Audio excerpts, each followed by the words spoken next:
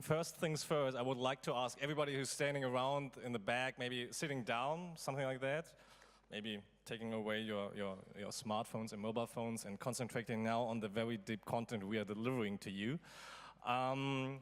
So, Christoph, I Googled you yesterday, and I didn't tell you that I found out you have been an actor.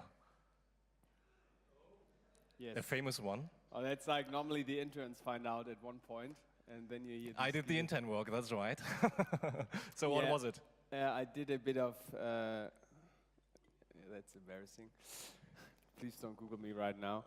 I think when I was 15, my first girlfriend, her neighbor had a casting agency, and she just asked me if I just want to come in for a casting, and then I was acting until, I think, 18 and basically financed my life until I finished uni and started Lieferando. Well, that's next time you tell me the questions beforehand. So I was mildly, so I was okay, successful. I didn't really like it because I was told what to do the whole time, and I'm not good with that. So I'd rather decide what to do. Okay. I see it's a little bit embarrassing you. That's good. I like that, and I wanted that situation. But the point is, let's talk. You just said you were told what to do. Then you got a co-founder and CEO of Lieferando, so you were telling people what to do. And the first question is, I mean, what is it, spilling beans? Just tell me, was there a big plan of founding Lieferando, and you had all the game plan and the execution plan, and it was just a clear, easy work at Internet Spa? No, basically what we did was, I was in uni, and I mean, failing is kind of near failing is a constant thing in my life. I nearly failed school, made it through the Abitur with 1 point. I wrote the worst. B2. That's so cool. 3.1 Abitur. I nearly failed my bachelor's thesis. My professor called me and said, Christoph, this is the worst bachelor's thesis I've seen in my whole career. I'm not going to let you fail if you promise me not to pursue a career in the academic sector, because that would be treason. So I said, no, that's not a problem. But basically, Jörg reached out to me out of New York, and that was 2008, and he said, look, I've got this idea, everybody's doing online food delivery. I was like, okay, whatever, I hate uni, I hate professors telling me this is how things should go, so I just start Lieferando. We didn't it wasn't that I said, okay, this is the matrix, we have to do, this is the market, and everybody's going to move into food delivery. At that point, nobody wanted to give us money. Our first financing round was 130,000 euros on a 600,000 euro pre. So that's pretty shit. Because everybody told us, like you got the phone, why should you order online? And we just said, okay, let's go. We found out about Pizza.de a year into the business. We found out about Just Eat 1.5 years. So our research was amazing. Like your bachelor thesis. My bachelor thesis was especially great because I probably had 40 different citation styles, none of them academic. But no, so we started, and I just started because I wanted to do something. And I think that's probably a bit of a different approach that some people do, some people don't. But I'm not a big believer in these. That's a matrix, this is where we're going to go, this is where we should do, this is where we should invest. Let's go all and jump into AI, let's all jump into robotics. Kind of more, because there was no plan, and we took the business public September last year. And the market actually heated up 2 years when we started. So there wasn't a big game plan. We had no idea this was coming. Let me add one thing to the audience. If you have any questions, just raise your hand. We will have our microphone somewhere. The cube over there. If you have one question, we are doing a continuously Q&A for this panel or for this dialogue. So one more point. I mean, so you founded the startup Lieferando because you wanted. Because I didn't want to go to uni anymore, so I started in my 4th semester. Was there something like banking, I don't know, maybe consulting stuff, etc.? Wasn't that an option? Normally, I studied strategic communication at Universität der Künste here in Berlin, which is normally you become you go to advertising. And I did an internship at an advertising agency, and again I was told what to do. And I saw these big guys sitting in the conference room, like, I should be there, I know how it's done. I didn't, but at least you thought. That's how I felt, and then I said, okay, this is not something I want to do. So first question is for me, So you were told twice what to do all the time, acting and then also in the agency. Do you agree that if you want to, do you think you are a good boss? You've been a good CEO to your employees, to your team? I would probably say I was in the first couple of, I don't believe in this good CEO is born. I think it's a skill set you have to learn. And when I was 23, we had at one point, when I left, we had 650 people. And I would say the first 2.5, 3 years, I probably was a shitty boss because I had no experience. I was very tempered. I'm still tempered, but I can manage now. I'm not Oli Zamba who locks people in and doesn't let them out of the office, but I was pretty erratic. So probably no, I wasn't a good CEO for the beginning. And how did it change? Or why? I mean, then you get into fights with people. You speak to your co-founders. It's not that I was a terrible CEO, but I think you have to learn. It's a different thing to manage 10 people, 15 people, and you're all a group of happy friends. Then you have to fire people, and then you have to fire people because there was maybe some sexual harassment thing going on. Well, that's an interesting point. It happens to every business. Like somebody at a company party touches someone and things get inappropriate. So all of a sudden, how do you react to that? At one point, we scaled to 250 people, which was stupid. We had to let go of 50% of the staff. This is an unpleasant experience, but I think you grow from that, and you need, like, I had a professor, the guy who called me telling me my Bachelor's Thesis was pretty shit. I'm still in good contact with him, and I actually feedbacked with him quite a lot. Said, hey, what do I do? We also, think the 3 co-founders, Kai, me, and Jörg, we did a lot of feedback with us internally. We didn't run through professional, like 360-degree feedback, like all this weird management stuff, but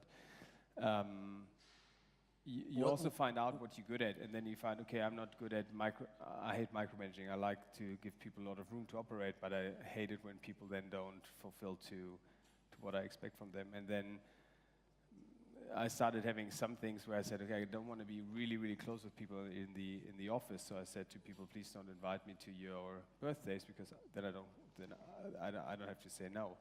I want people to go home on Friday and that they can actually go and say Christoph is an asshole, and that's okay. You should do that. So my big learning was office is a place where everybody should be on good terms, but it doesn't have to be one big fucking happy family. So you're the boss, and actually so sometimes... Laughing, no, I do agree on that. But let's summarize the first 2 to 3 years. Would you agree that your professor was some kind of like a mentor to you? And was it important? No, but it was good feedback. So questions, I mean, there's some, like you grow the business, all of a sudden you feel like everybody is disconnected. You're 100 people, you're 120 people. All of a sudden you go into the kitchen, get a coffee, and people stop talking. And you feel like, okay, this is a bit weird because for the interns, you're like this big founder, CEO guy, but you're basically the same age. So how do you manage that? Or you're even younger sometimes. Most of the time I was younger, yes. But then you find things like, what do people think the business is? And it's kind of more like building an organization. I think that takes a lot of work, and I don't think it's proper work building an organization. It's not something you're born with. I think it's work. But then again, so for the first 2 or 3 years, what was the most important aspect of learning how to become a better, good CEO and co-founder? Was it like all the feedback between the co-founders? Probably emotional detachment from if things go wrong. Not get a heart attack if things break. Accept that there's failure, and people call it embrace failure, but a bit like that, like accept that people fail, don't hold against them, don't have a grudge, just like close the chapter, move on. And then maybe ask yourself, why did that failure happen? We had a lot of fuck-ups in the IT, and at one point, which is obvious, we said, okay, we might need a QA, and we shouldn't deploy on a Friday afternoon.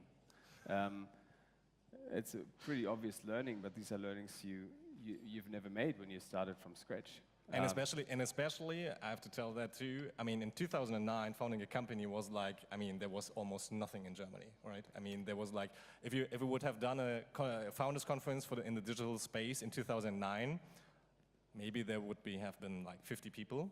Yeah, I mean, we didn't get investment. Like the guys we got 30 grand from was Michi Brehm, who just sold StudiVZ. So that's that far away. Who of you knows still StudiVZ? Some. Okay. Who is still on StudiVZ? Okay. You're so old. Now then we got money from Business Angel Club Frankfurt. Some guy who put in 20 grand and he made, I think, $1 million. Some random good guy, kept quiet the whole time. But this is really different, like money wasn't around. And there was not the ecosystem supporting you. It wasn't that you had access to things like this, where you basically could feedback yourself, or wasn't that there was a wide array of founders who you can talk to, say, how do you manage that? So 2011, 2012, it actually lifted up a little bit the business. At these days, there were also the competition who actually raised it, like Lieferheld, for example. I don't know exactly when they got. Yes. Yeah. So this situation, in this very competitive situation, when everybody was like, okay, food delivery is a big topic. You have Lieferheld, you have Pizza.de, you have Lieferando, for example. You have possibly some international competitors in whole Europe. This situation, how did you manage that? Was it like you were big time under pressure? Was it like your team was also under pressure because you actually shared the pressure to your whole team? No, I think we actually managed quite. I don't think the team was, obviously everyone is under pressure, but we found ourselves more like the underdogs. And Lieferheld was founded at 5 times more capital than we had. Their marketing team was 60 people, ours was 6. So it was more like, how can we kick their ass? And Lieferheld had this fundraising machine in the background. We kind of had to manage our money. It was pretty intense. I don't think the team actually enjoyed the competition. It was really like us against Lieferheld, us against Pizza.de. Is it David against Goliath? Some kind of like that? Yeah, it felt a bit like that at some points when we were raising. But in that story, David wins, right? Luckily, we won so far. Let's see how end of June goes for them. But so far, we've won. And I think at the moment we have 70% market share in Germany. Yeah, but I mean, we had times. I mean, there were scenarios. We had an investment round with Macquarie, our last financing round before we merged, and I think it was a Saturday. Jörg went down getting coffee, and while Jörg was down, our lawyer came back. And how it works in like big financing rounds, you have an office in the middle where the notary sits. We had our room, and then the investors had their room, and then the lawyers kind of turned around, moved, talked to each other. And then our lawyer came into our office saying the deal is off. And we're like, heck, how can I, like, what do you mean the deal is off? And at that point, Jörka and me, we all had, or in total, we had 2 million euros in debt personally at Deutsche Bank. And said, yeah, the deal is off. They received some sort of letter. They don't want to tell us what. We're like, hey. So we went over there, tried to talk to them and said, yeah, basically, we received a letter from Germany from a big law firm suggesting that you 3 guys are going to prison for tax evasion and tax fraud. Written by Lieferheld. And our investor was a bank, like publicly listed bank. So what does a bank do? If there's any sign of misbehavior, they step back. And then we got like criminal lawyers involved, and they called up all the like general attorneys or the state attorneys in Berlin. They had kind of knew from university, et cetera, et cetera, et cetera. Obviously, there was no such thing as a case against us. And these are situations where you go, basically, you go, I mean, solving this issue took a couple of days, but on that day, we went to Café am Neuen See and just got, at noon, 12 o'clock, we just got hammered. Like, what do you want to do? You're 25, 26, you have personally 700,000 euro in debt, your company is basically broke, you're fucked, and you go. So we had this up and downs. So you got hammered. I can see that. But the point is, when was the point on the next morning during getting hammered, for example, that you said, okay, we are not responsible, we are not guilty, something like that, and we can solve the situation? Or was it like on the next day, on the second day afterwards? How did the situation solve for yourself between the 3 co-founders? With that situation? Yeah, exactly. I mean, we got hammered, and I was like, you basically at that point you have a big team of lawyers working for you, and you let them run, you let them do their work. There's really nothing you can do. You don't have the connections, you have them to figure it out. And we actually solved it by giving guarantees that they can have all of our shares for like 0 if this thing is going to happen. And that's okay, that's actually a good deal. And we got the money. And actually it solved out and it come to a happy end, somehow like that. I mean, you merged with Takeaway Group. The IPO was, as you said, in September 2016. And you got, I read it on Manager magazine, for example, a big multi-millionaire. I don't like these stories. I said it in my opening speech. I think these stories like, and he's so successful, and he's multi-millionaire, and man, and that's so amazing, and he drives Porsche, whatever.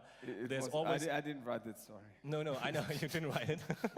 It was a journalist of Manager magazine. But the point is, there's always the other side, the honest other side. And you already said a couple of things. You were almost broke. So what do you think about these stories of actually successful founders, as you are, as you have been, and glorifying these successful stories? Everybody can be the next Mark Zuckerberg. What do you think about that? I think just in our case, there's so much luck involved and so much stars aligned and the weather, and the buyer has a good day and just broke up with his wife and maybe got together with a 25-year-old and is happy. So there's a lot of things that have to align for you to be successful, which are not in your hand. And that's probably something you have to understand, or I think which is important. What I don't really like is like the glorification of successful entrepreneurs. It's like these rock stars of the new world. And if you break it down, if your motivation is solely money, you will never have the energy to follow through. And the motivation with Lieferando at the beginning wasn't money. I mean, then we would have worked the different matrix. Was there a certain point when the money scared you? When it was like, I mean, the debt on the one hand, 2 million. When we merged, no, I think money scared me more before we made money. Then the question is, okay, so what does money actually do to you? You can be, I mean, I grew up here in Berlin. My parents are both teachers. It's not that East or West, actually? I got asked yesterday. West Berlin. West Berlin. Okay, got it. Thanks. Now then, like you hear these stories, and I know people who made money who like broke up with their girlfriends, full on cocaine. And it's easy to say money doesn't change you when you don't have money. But then the question is, I can tell a story about that. Yeah. What does happen when you have money? And I ask myself, am I able to reflect on myself with being? We merged when I was 27. Am I old enough, or like already settled enough in my value set to manage that? And that I was actually afraid of, not having money. And whom did you talk to? To your girlfriend, to your parents, to your professor again? Probably I talked to a handful of my closest friends and said, okay, this is... Were they in business too, in the startup scene? No. Okay. Lucky I have my old group of friends here, fitness trainer, insurance guys, and like very normal teachers. So that was where I was more afraid of. Okay, so a couple of learnings. I think we still have a couple of minutes, but not enough. So 3 big learnings in my opinion. First learning is to be a good CEO, you have to learn it. There's no way to be a CEO, great CEO from the start, or great co-founder. You're doing your mistakes you have to do, right? Or probably what I think there's the right CEO for the right time. I think it's a different skill set you need for running a publicly listed company than running a 20-man startup. And it's okay to step back. Then second learning, what we just talked about is some kind of like, well, keeping a relation with your old friends, because they some kind of like giving you a fundamental, your what is it? I don't know, they giving you the reality back again. Reality check. Where they like, Christoph, you're totally fucked up. You're totally talking crazy shit. No, I mean, you've got situation, my best friend is a teacher, and then you start paying the beer the whole time, and he's like, why the fuck, dude? I mean, I've been paying one round, you've been paying one round, and obviously you can afford a round of beer. Then you have to like say, actually it's true, like why the fuck am I paying the beer? Like, so these are small things you have to look out for, which are, taking a step back, they're obvious. But making sure this is you keep behaving that way is something I for myself I wanted to have a look out for. And the third learning is a little bit like there's a CEO for every stage. What do you think is your favorite stage as a CEO? I mean, you've just co-founded another company, Tail and One. It's a marketing software as a service company, if I'm right there, with Sebastian Haas. What do you think? What is the stage when you would actually say, okay, that's enough for me, thanks, I'm not the CEO? We don't want to grow Tail and One over 80 people. Because then you would suck as a CEO? Then I would start sucking again, and then... Is it like that? I mean... No, I'm not sure, because it's just, I prefer to work with small teams, highly qualified. At Lieferando, we had 150 people in the call center. That's a group of people you have to manage in a different way than highly skilled tech people.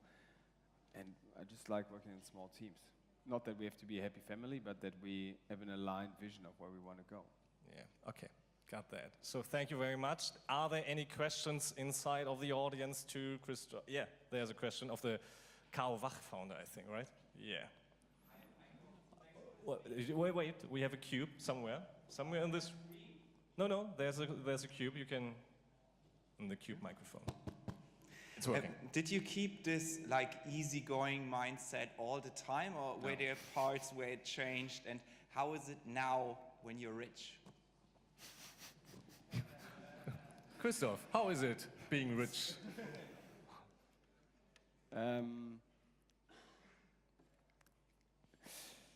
Where do you want me to start? Okay, as relaxed as I am here now, being on stage is not how I am in business. It actually frustrates me. I got an email this morning, someone, oh, we don't need your solution. That really, like, physically hurts. Like, it's physical pain. It would be good if I would be more relaxed because of financial security. But I would say I'm not. I'm as stressed. I'm as frustrated. It would be nice if the financial security would give me some comfort or would increase my decrease my sensitivity level on business failure. But I'm as frustrated. How is it to be rich? It's okay. It's okay. It gives you comfort, but it really doesn't change that much, to be honest. Like for me, it's nice, but actually the most rewarding thing from having financial security is my mom told me she's a teacher. My dad was a very unsuccessful entrepreneur, then became a teacher again. So they have very little. They're both retired, so they have very little money to live off. And my mom told me when we took the business public, she had to take a sick day because she was so nervous. She told me now it actually relieves her that she knows they can live the lifestyle they used to live as teachers, which they could not being on the retirement money. So that's actually these things that give you comfort. I mean, I bought a Porsche after we sold the business. Do I drive it? No. Am I going to sell it? No, because it's nice when I drive it.